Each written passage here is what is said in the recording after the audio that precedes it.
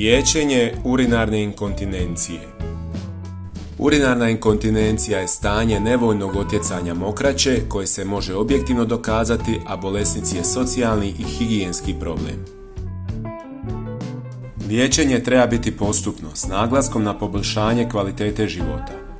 Povjerenje, strpljivost i suradnja su ključni. Pristup svakoj pacijentici je individualan, a liječenje ovisi o vrsti inkontinencije te može biti konzervativno ili kirurško. Najčešće vrste urinarne inkontinencije su statička, urgentna, miješana i prelijevajuća inkontinencija. Ako vam mokraća pobjegne tijekom kašljanja ili kihanja, tada vjerojatno imate statičku inkontinenciju.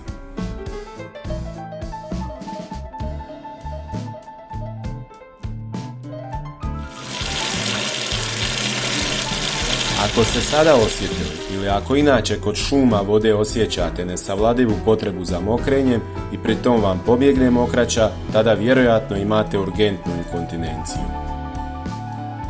Istovremeno prisustvo simptoma statičke i urgentne inkontinencije karakteristika je miješane inkontinencije. Kontinuirano curenje ili kapanje mokraće u sklopu nepotpunog pražnjenja mjehura karakteristika je prelijevajuće inkontinencije, koja je često uzrokovana prolapsom organa male zdjelice. Osnova početnog liječenja za sve vrste urinarnih inkontinencija je promjena životnog stila i navika.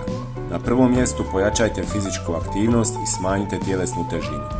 Zatim prestanite pušiti, smanjite unos kofeina i izbjegavajte alkohol i gazirana pića. Jako bitno je piti dovoljnu količinu tekućine.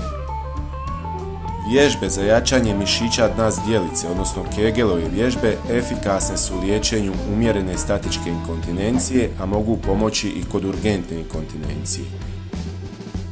Vježbe mokraćnog mjehura primarno su namijenjene pacijenticama sa urgentnom inkontinencijom.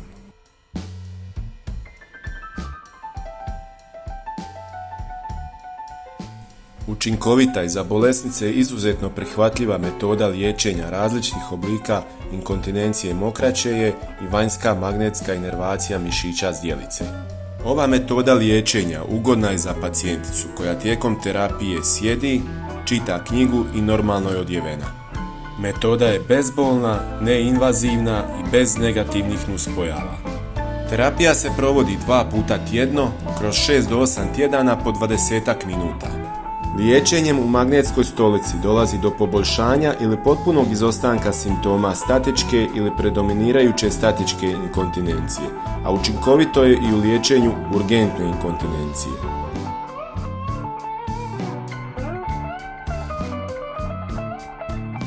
Manjak estrogena u posjemenopauzi važan je čimbenik nastanka raznih urogenitalnih promjena, između ostalog urgentne i statičke inkontinencije mokraće.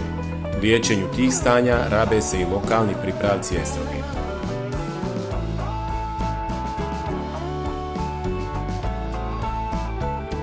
Ako prethodne metode liječenja statičke inkontinencije nisu bile uspješne, sljedeći korak je eventualna primjena pesara ili kirurško liječenje.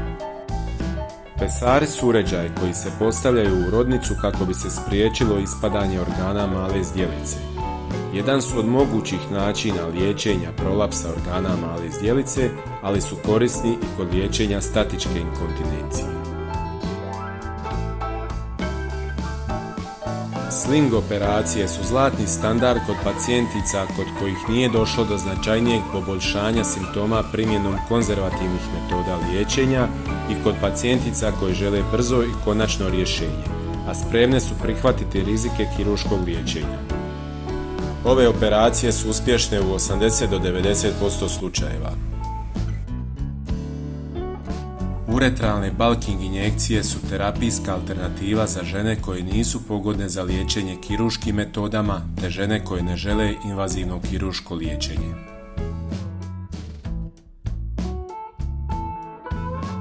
Liječenje urgentne inkontinencije primarno ovisi o uzroku urgencije. Nakon početne dijagnostičke obrade i postavljene dijagnoze te primijenjenog konzervativnog liječenja, u terapiju se postepeno uvode specifični lijekovi.